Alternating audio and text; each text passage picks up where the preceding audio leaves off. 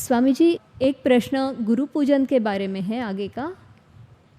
स्वामी जी, गुरु पूजन क्या है? सही अर्थ में सर्वश्रेष्ठ गुरु पूजन कैसे होना चाहिए? वास्तव में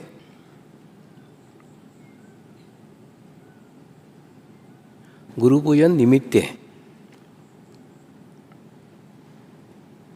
जैसे हम पूजा करते हैं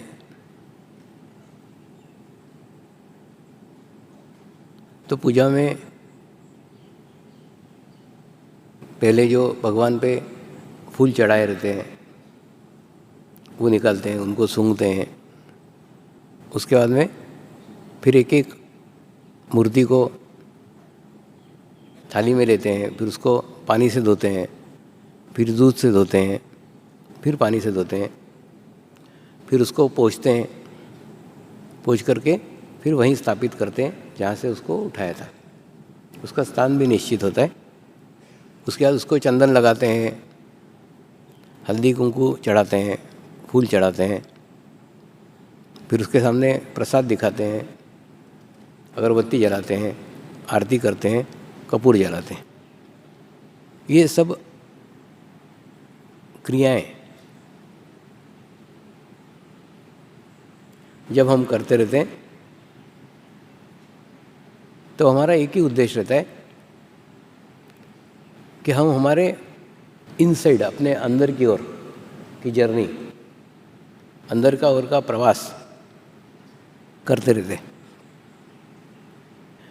देखिए, हम बाहर का प्रवास तो सदैव करते ही रहते हैं। इसके दोष देख, उसके दोष देख, उसकी गलतियां देख, इसका देख, लेकिन हमारी भीतर की यात्रा नहीं करते।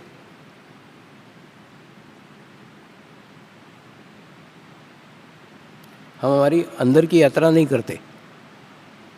लेकिन पूजा वो माध्यम है जिस माध्यम से हम भीतर की यात्रा करते हैं। यानी हमारा चित्त और कहीं नहीं जाए, कहीं विचारों में नहीं जाए, दूसरों के दोषों में नहीं आए, और हम हमारे आत्मा तक पहुँचे और आत्म शांति को प्राप्त करें। ये हमारा पूजा में प्रयास रहता है।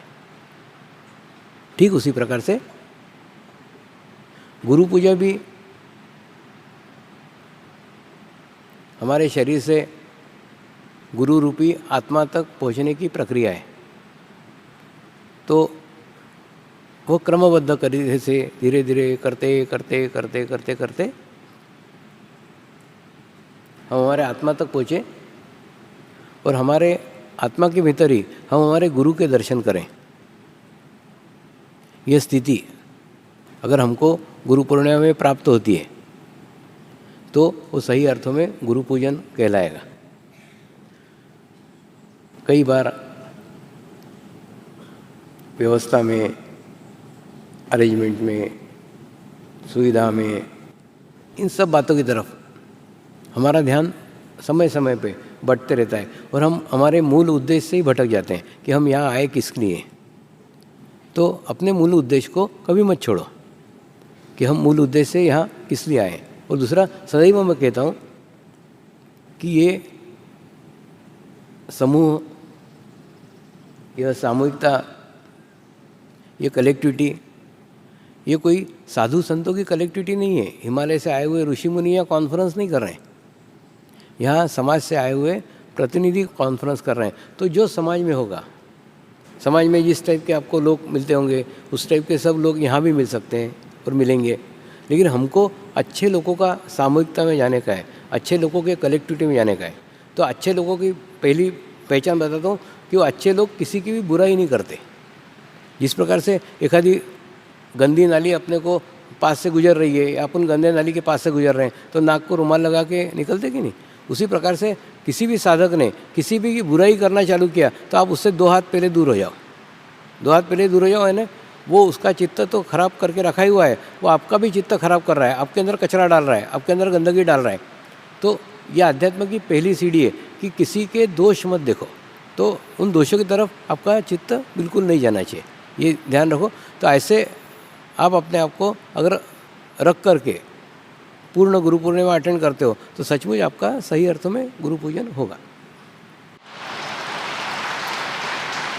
धन्यवाद स्वामी जी। अभी मैं एक आखिरी प्रश्न की तरफ जा रही हूँ, क्योंकि इस प्रश्न के समाधान के बाद स्वामी जी को हमें समापन संदेश भी देना है। कभी कभी आपको लगता होगा कि उज्ज्वला स्वामी जी के आसपास में रहती है तो अपने मन के प्रश्न आसानी से पूछ सकती होगी, कभी भी बात कर सकती होगी, लेकिन ये प्रश्न मेरे मन में जो मैं पूछने जा रही हूँ 2-3 सालों से मेरे मन में था। वो पूछने का समय अभी शिरडी महाशिविर के बाद मुझे मौका मिला। आपने बहुत बार सुना होगा स्वामी जी का जब भी यहाँ अनुष्ठान हुआ है, स्वामी जी ने बहुत बार कहा है कि अनुष्ठान के अंत के 8 दिन बहुत ही गंभीर होते हैं। वह जो स्थिति तक पहुँचते हैं वहाँ से वापस लौटना बहुत कठिन होता है, और माहौल यदि अच्छा है तो ही स्वामी जी लौट पाते हैं। उनको समाधानकारक है माहौल तो वह लौट पा सकते हैं। और कभी कभी इसी के लिए स्वामी जी खुद ही कमिटमेंट्स करते हैं कि मुझे बाहर आने के बाद ये कार्य करना है, वह कार्य करना है। हमें सबको पता है कि स्वामी जी को खुद को समाधि का ज्ञान है, जीवंत समाधि लेने का ज्ञान है। तो इसके बारे में ही मेरे मन में एक प्रश्न उठ रहा था, तो मैंने वो थोड़ा शब्दांकित किया है। स्वामी जी, आपने मोक्ष के स्थिति के बारे में अलग अलग समय पर अलग अलग उदाहरण देकर समझाया है। शिरडी महाशिविर के बाद में आपका जो संदेश आया था उसमें आपने आपका शरीर और आत्मा की उधर से जो यात्रा हो गई उसके बारे में भी हमें संदेश के द्वारा अवगत कराया था। आपको जीवंत समाधि का ज्ञान है, तो शिष्यों में से भी क्या कोई लायक शिष्य हो सकते हैं कि जिन्हें आप जीवंत समाधि का ज्ञान दे सकते हैं, और किसने जीवंत समाधि लेनी चाहिए और किसको जो नैसर्गिक मृत्यु आती है उसका इंतज़ार करना चाहिए?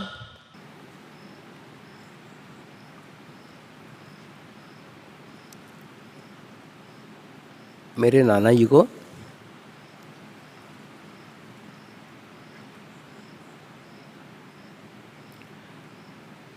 सांप का जहर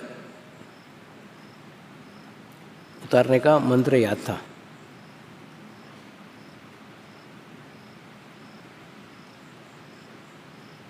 लेकिन उन्होंने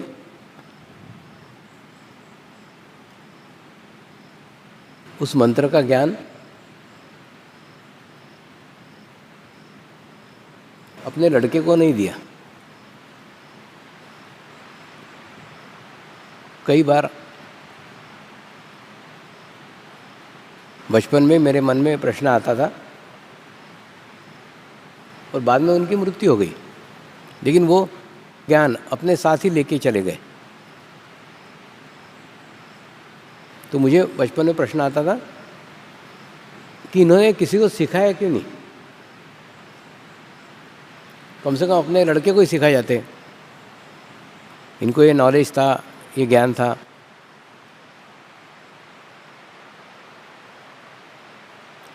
लेकिन वास्तव में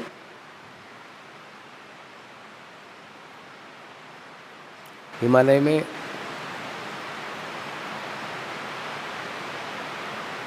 ऋषि मुनियों के साथ, संत महात्माओं के साथ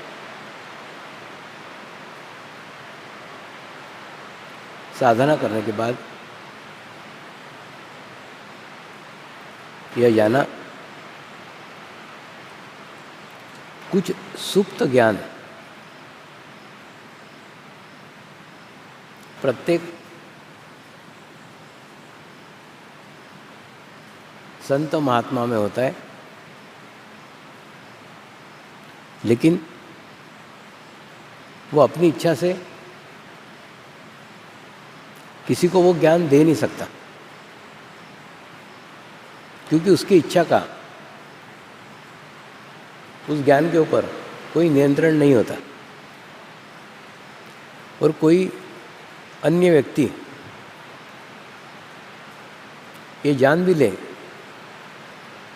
कि संत को, इस महात्मा को ये ज्ञान है और मैं उससे ये ज्ञान लेना चाहता हूँ, और वो लेने की इच्छा करे तो भी वो व्यक्ति वो ज्ञान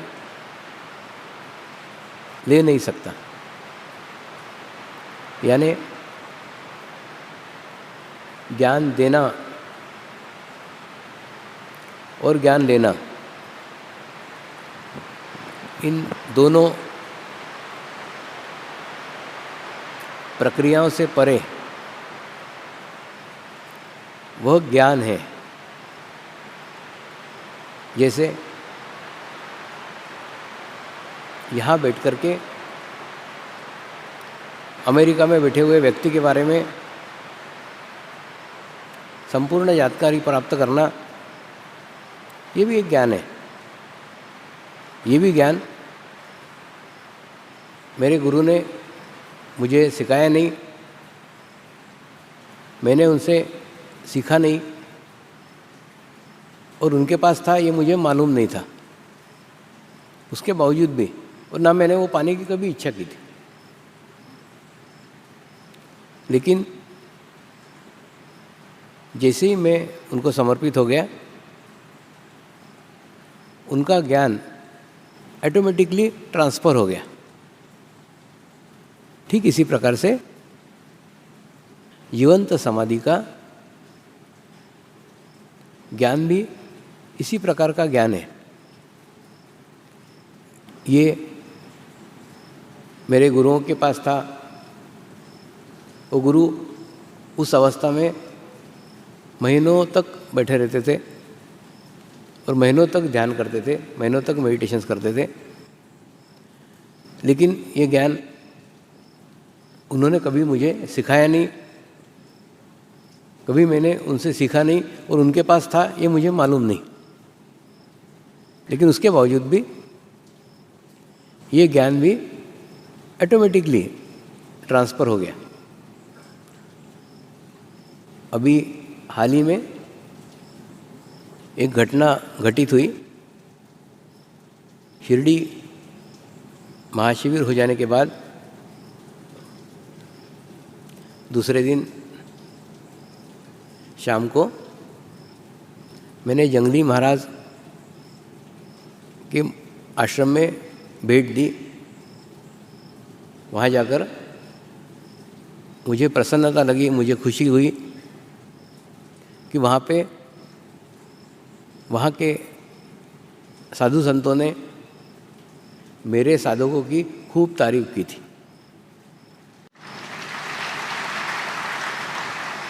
उन्होंने कहा, आपके महाशिविर के कारण हमारे आश्रम में तो दिवाली मन गई।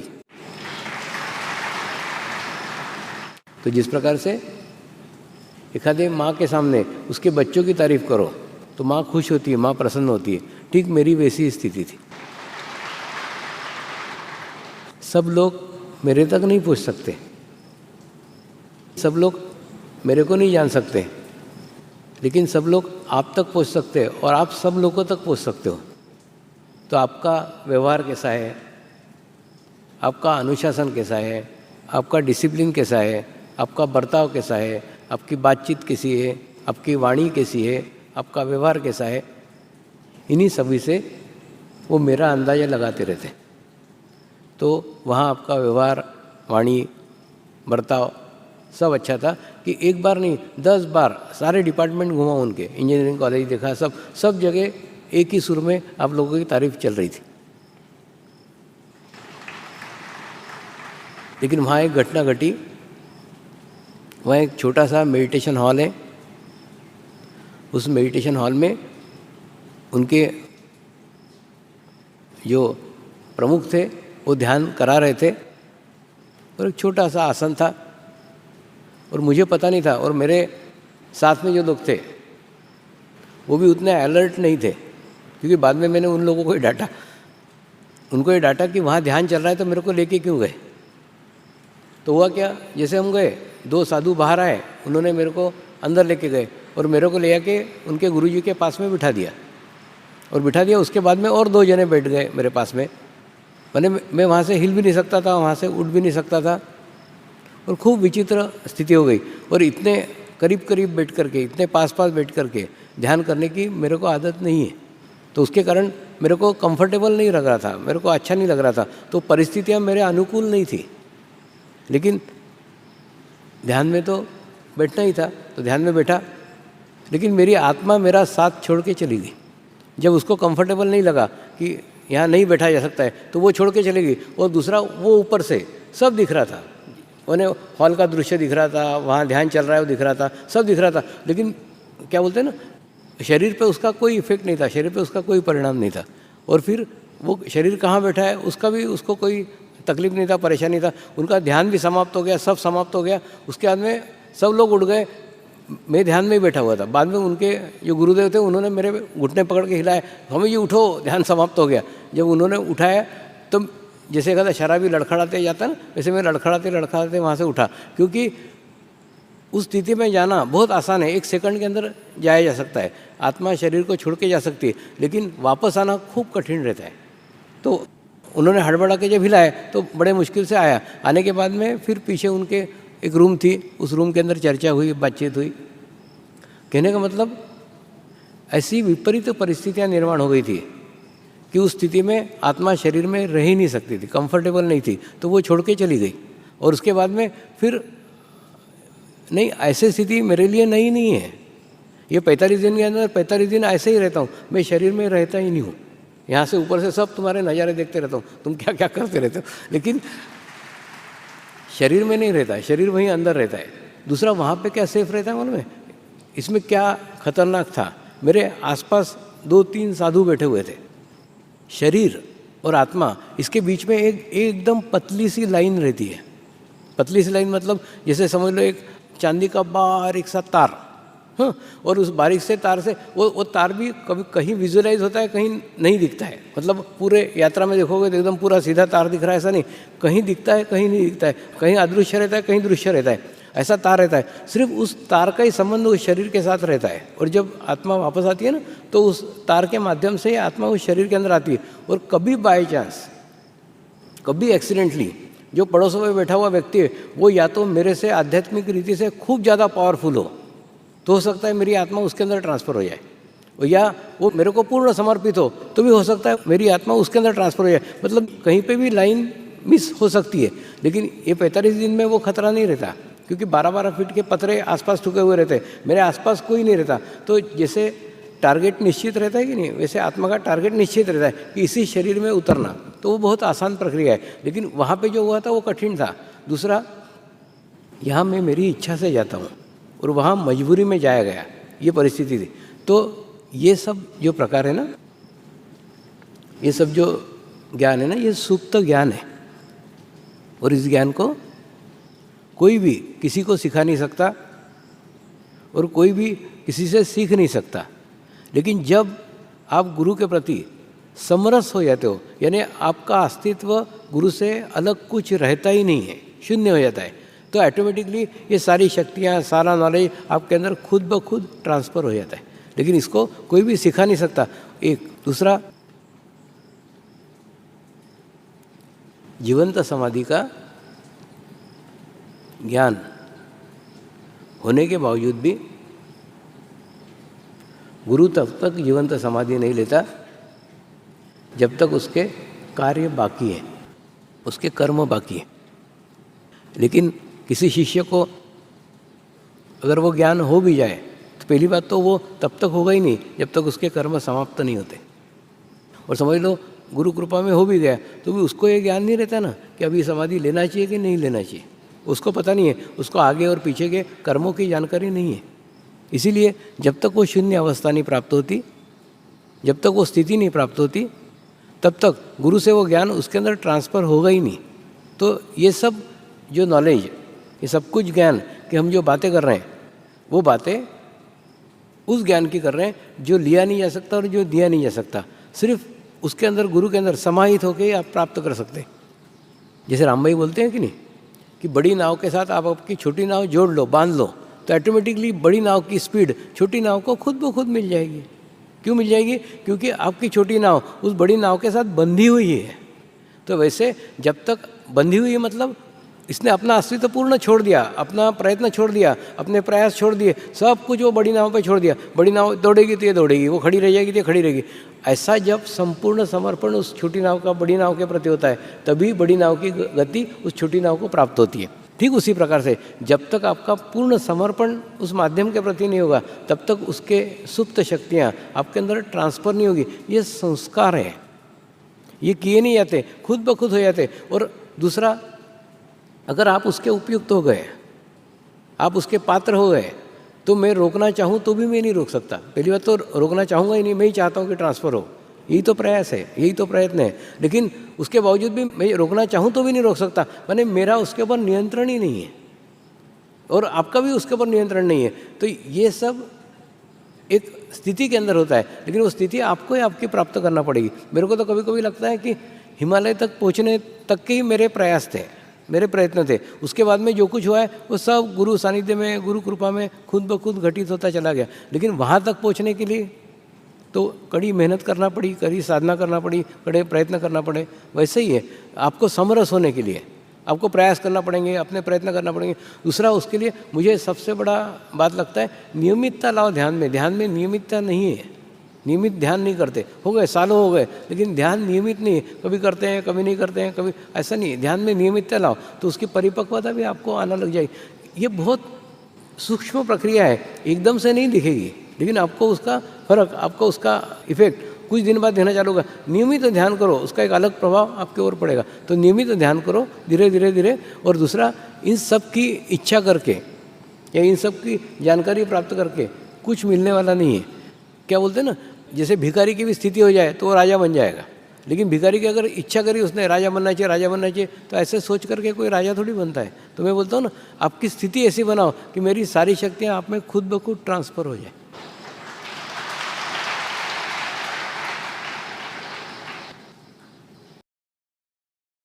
Thanks for watching. Like, Comments share, and subscribe.